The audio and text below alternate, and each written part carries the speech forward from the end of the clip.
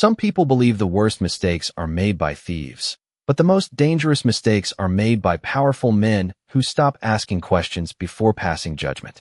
Gabriel Castellano had built an empire by trusting evidence over emotion. Yet on that cold Thursday morning in Chicago, he was about to forget the very rule that had made him untouchable.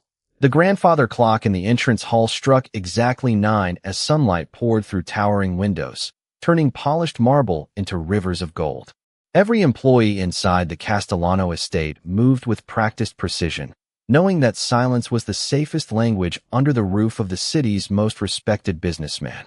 Naomi Carter quietly adjusted the sleeves of her modest housekeeping uniform before stepping into the private library with a feather duster in one hand and a folded microfiber cloth in the other.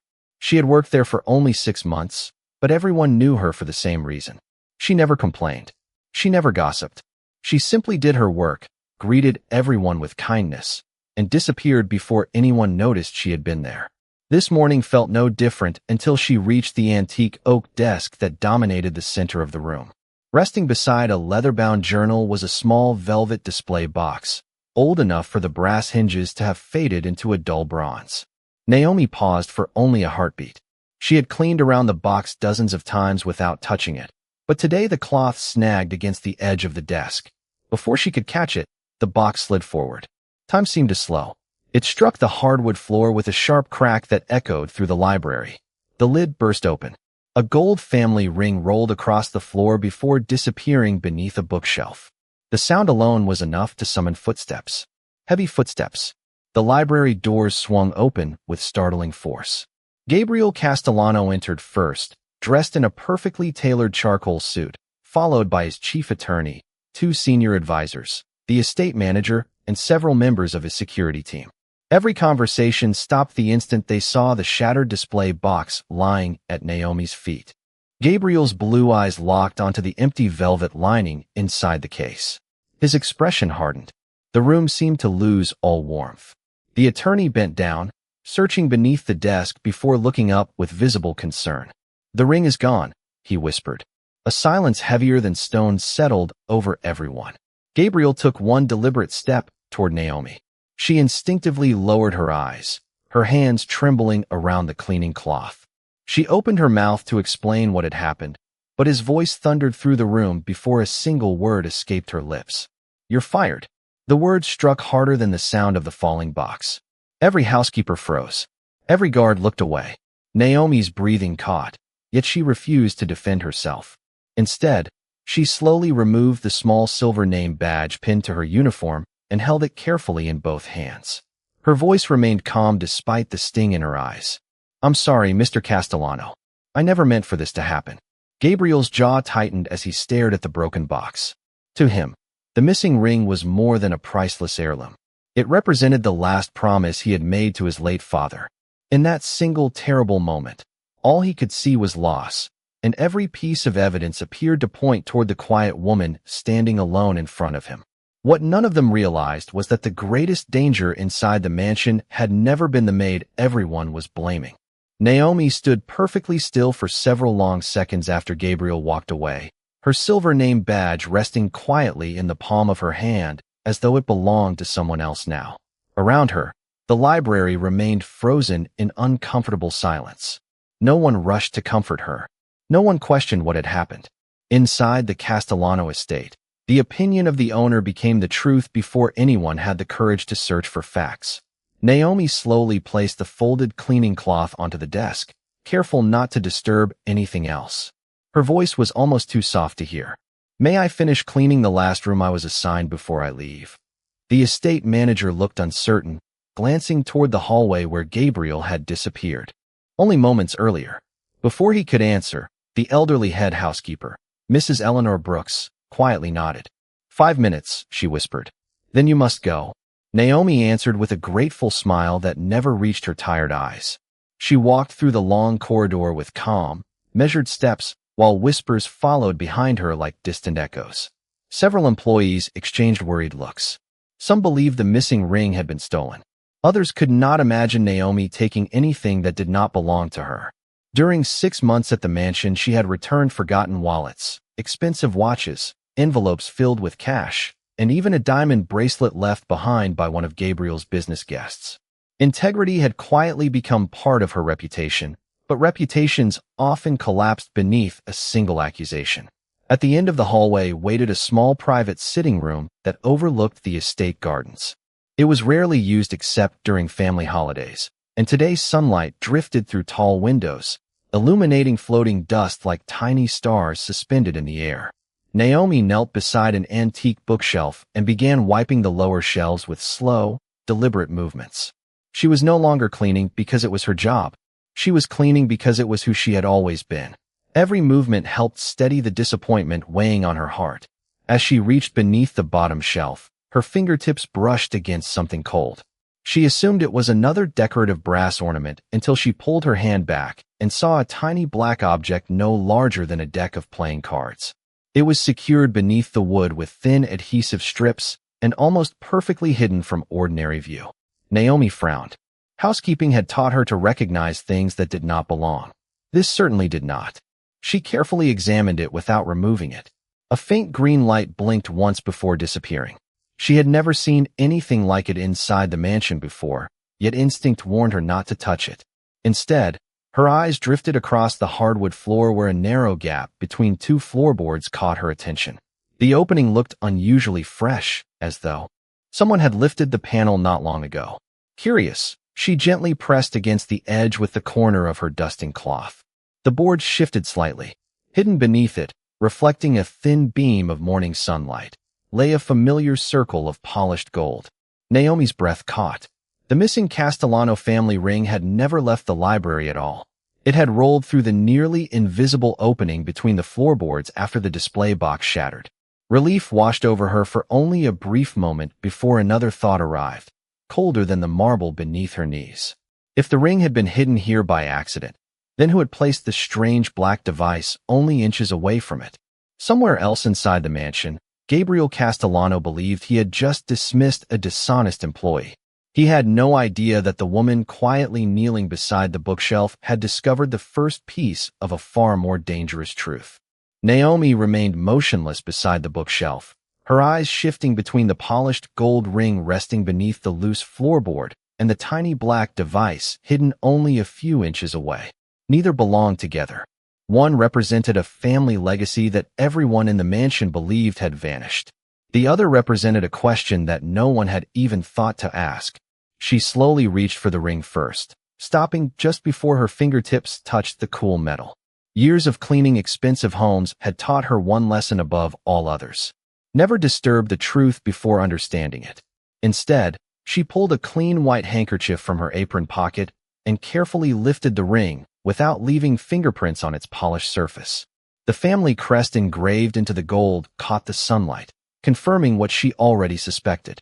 This was the missing heirloom. She closed her eyes for only a moment, quietly thanking God that it had been found, but relief quickly gave way to uneasiness. If the ring had simply rolled beneath the floor during the accident, then why had someone attached an unfamiliar electronic device directly beneath the same shelf? Naomi leaned closer without touching it. A tiny green light blinked once, then disappeared, again into silence. It did not resemble anything used by the housekeeping staff, the security team, or the maintenance crew. It looked intentional, hidden, patient. Her heartbeat became steadier rather than faster. Panic had never solved anything in her life. Careful observation had.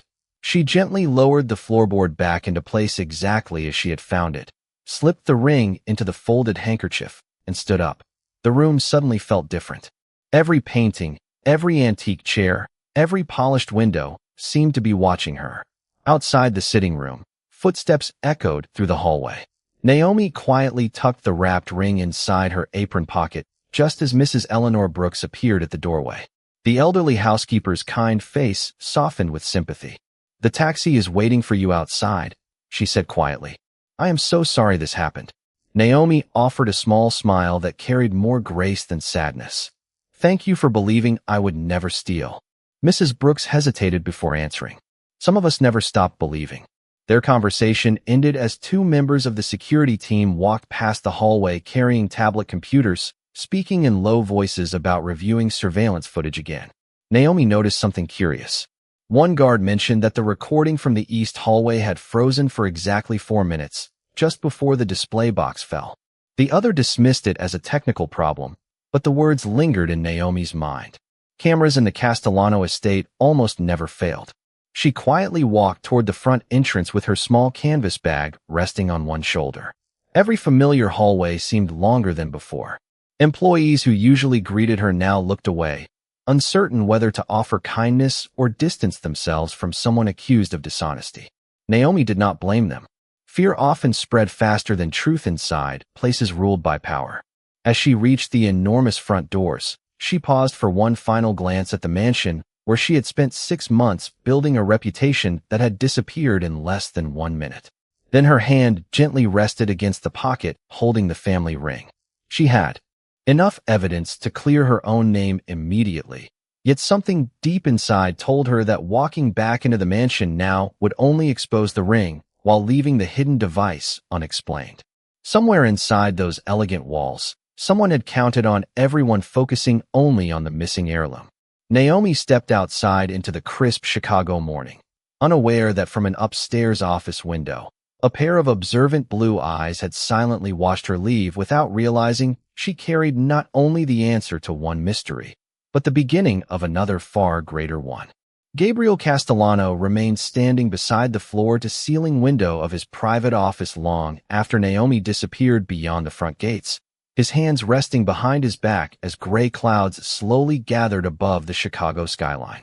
He had dismissed employees before without a second thought.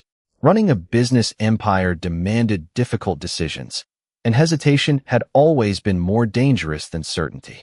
Yet something about Naomi's quiet departure refused to leave his mind. She had not pleaded for another chance. She had not argued. She had not even defended herself. She had simply apologized for an accident she insisted had never involved dishonesty. That silence disturbed him far more than anger would have. A sharp knock interrupted his thoughts. His chief of security, Daniel Hayes, entered carrying a digital tablet with a troubled expression that Gabriel recognized immediately. "We have a problem," Daniel said. Gabriel turned without speaking. Daniel placed the tablet on the desk and opened several security recordings from inside the mansion. Every hallway camera had functioned normally throughout the morning except one. The east corridor camera froze for exactly 4 minutes and 12 seconds before automatically resuming as though nothing unusual had happened. Daniel enlarged the timeline. "At first we believed it was a software issue," he explained. "Our technicians checked the server. There was no malfunction." Gabriel narrowed his eyes. "Then what caused it?" Daniel hesitated before answering. Someone manually interrupted the signal. The room became perfectly still. Gabriel watched the frozen image on the screen. The hallway outside the private library should have been one of the most secure areas inside the estate. Unauthorized interference was almost impossible. Almost. Daniel continued scrolling through access records. There is something else. During those same 4 minutes, someone used a maintenance access code that has not been active in nearly 3 years. Gabriel slowly leaned forward. "Who had that code?" Daniel shook his head. "We are still trying to determine that. The records were partially erased." Gabriel looked back toward the window, his expression growing colder by the second. The missing family ring no longer seemed like an isolated incident. Someone had created confusion inside his own home, and for the first time in years, he could not immediately identify who had benefited from it. Downstairs, the estate manager entered the library with 2 maintenance workers to inspect the damaged display box.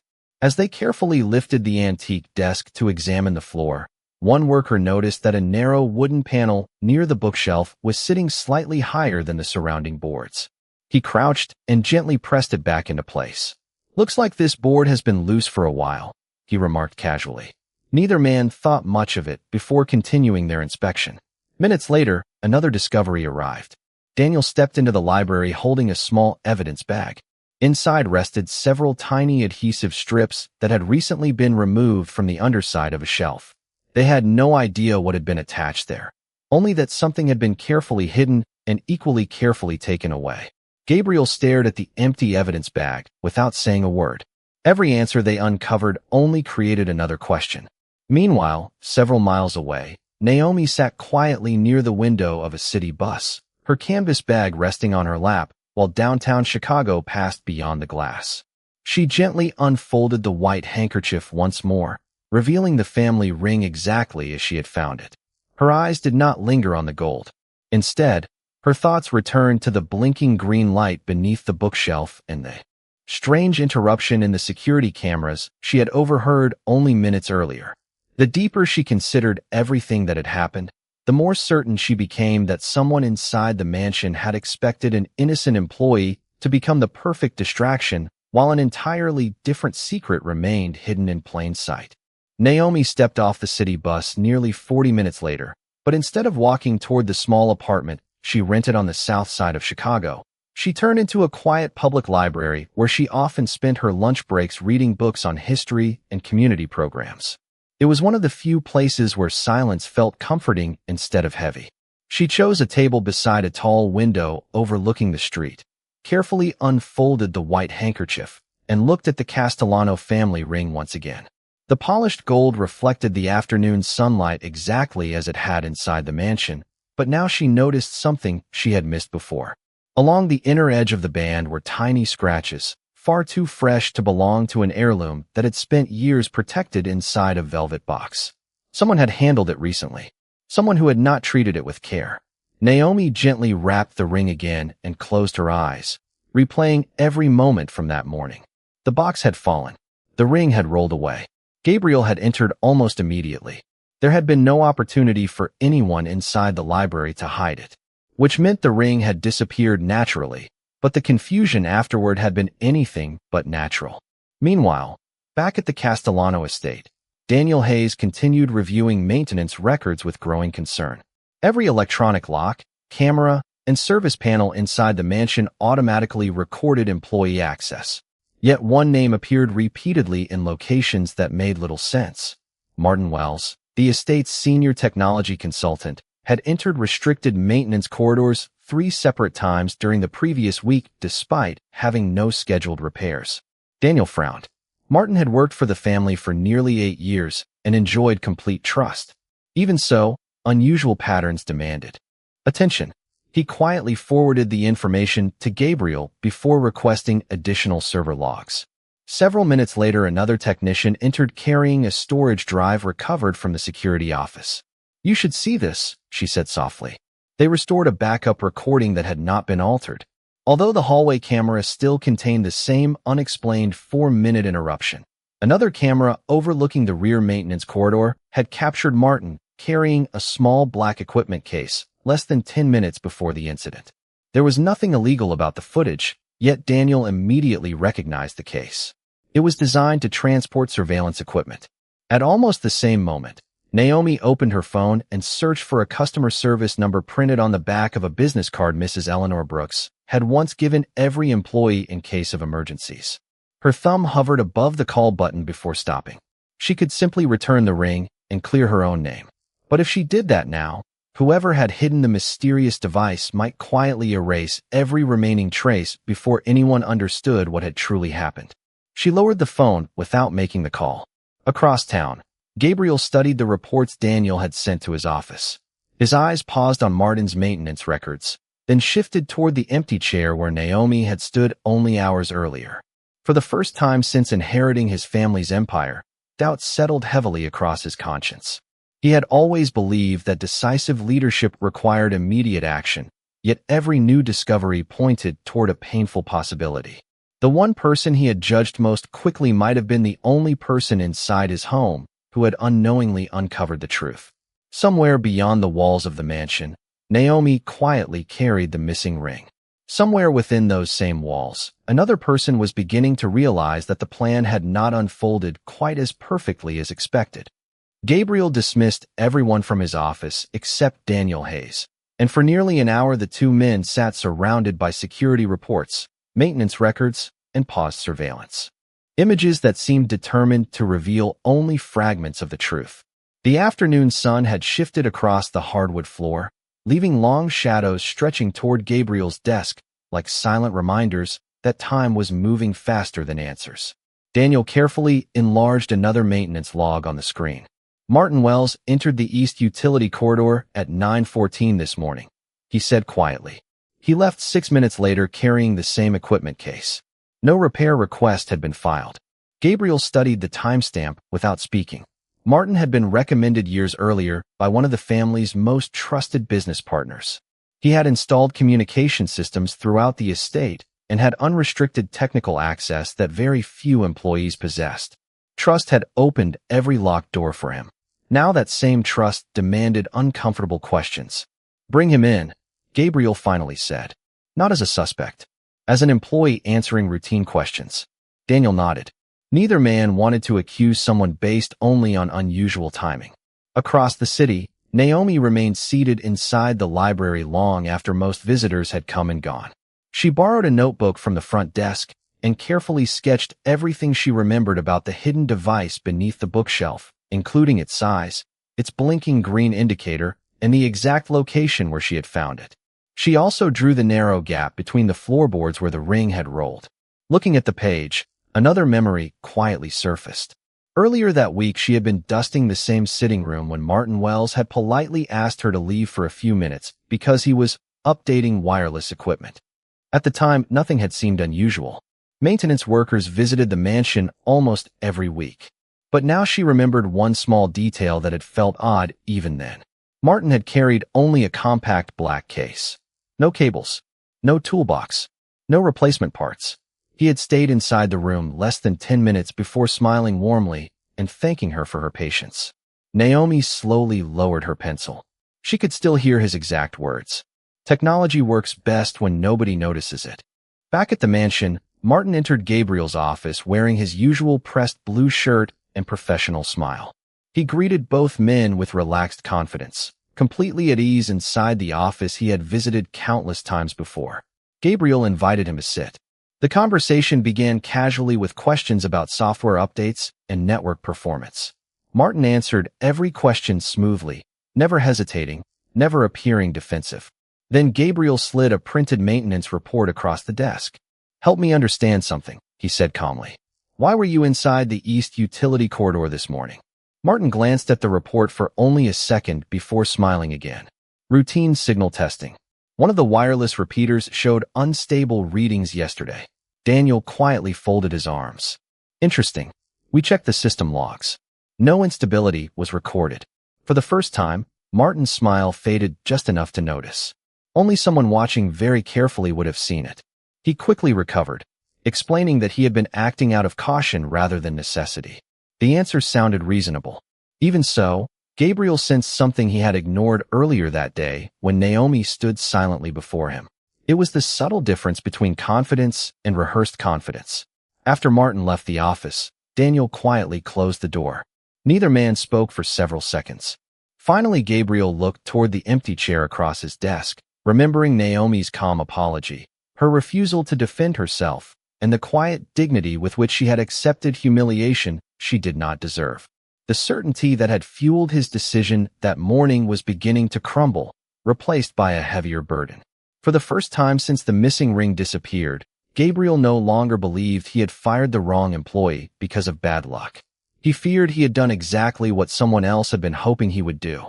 The following morning arrived beneath a blanket of low-gray clouds, and the Castellano estate felt strangely quieter than usual.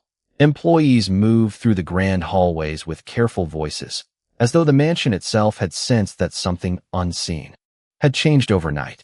Gabriel entered the security operations room just after 8 o'clock, carrying nothing except a leather notebook that had belonged to his father. He rarely visited this room personally, preferring to trust the professionals he had hired. Today was different. He wanted to see every piece of evidence with his own eyes. Daniel Hayes dimmed the lights and projected dozens of synchronized camera feeds across the large display wall. They watched every available angle leading to the private library, the sitting room, and the East Maintenance Corridor. The missing 4 minutes remained blank, but another technician quietly spoke from the back of the room. "We recovered a partial system cache that was never overwritten." Daniel immediately loaded the file. The recovered footage lasted less than 12 seconds, and the image quality was poor, but it captured something no one had noticed before. Martin Wells appeared briefly at the edge of the frame, carrying the same compact black equipment case. He paused outside the sitting room, looked carefully down both ends of the hallway, then disappeared through the doorway. There was nothing openly criminal about the recording, yet his cautious behavior contrasted sharply with the relaxed confidence he had displayed during yesterday's interview. Gabriel watched the clip 3 times without speaking. Finally, he looked toward Daniel. Find out exactly what equipment was assigned to Martin over the past month.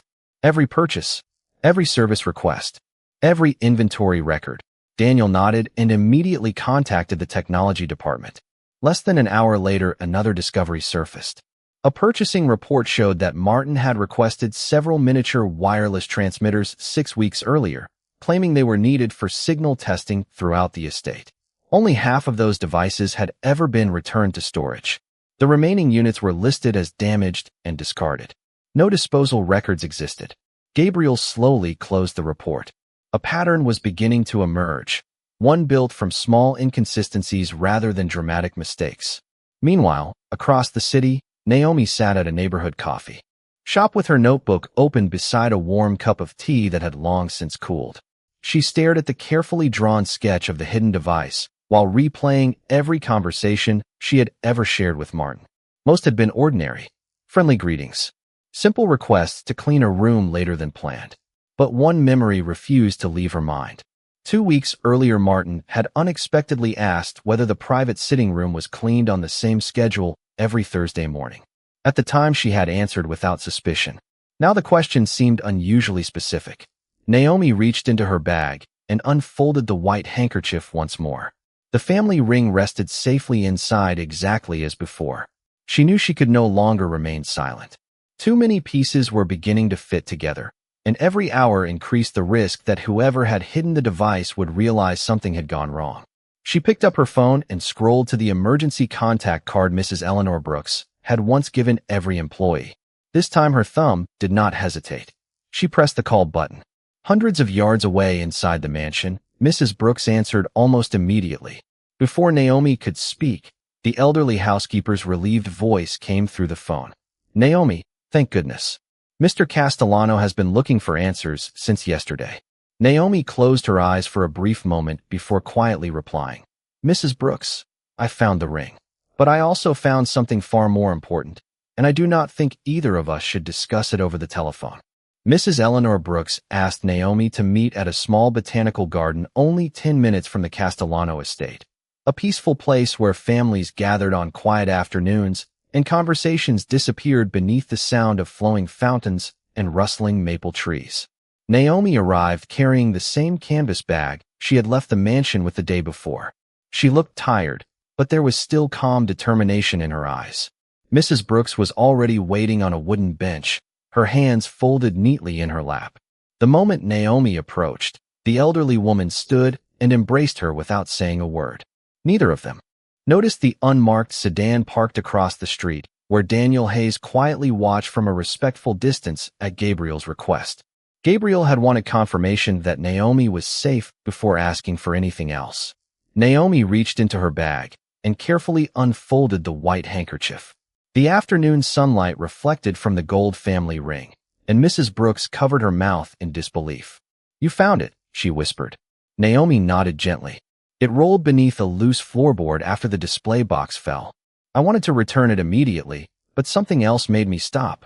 She opened her notebook and turned it toward Mrs. Brooks, revealing the detailed sketch of the hidden electronic device and the exact location where she had discovered it. There was a small transmitter attached beneath the bookshelf, she explained quietly. Someone removed it before anyone inspected the room.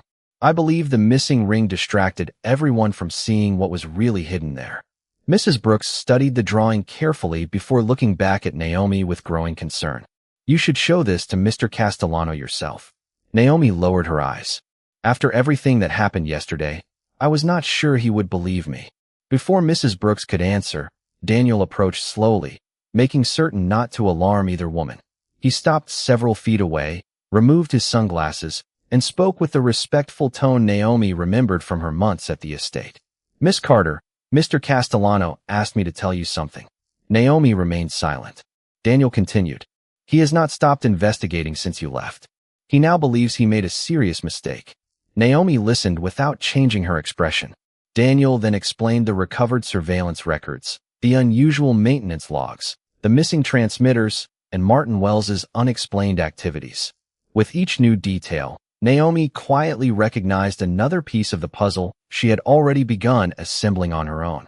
When Daniel finished, she slowly handed him both the wrapped family ring and her notebook. "Everything I know is in there," she said softly.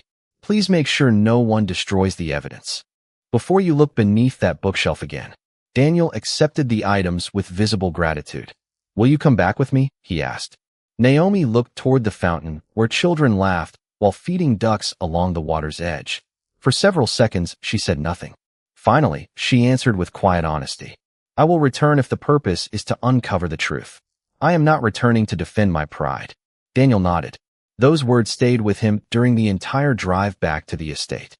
When he placed the family ring and Naomi's notebook onto Gabriel's desk less than 30 minutes later, the room fell completely silent. Gabriel slowly unwrapped the handkerchief, his eyes fixing on the heirloom he had believed stolen.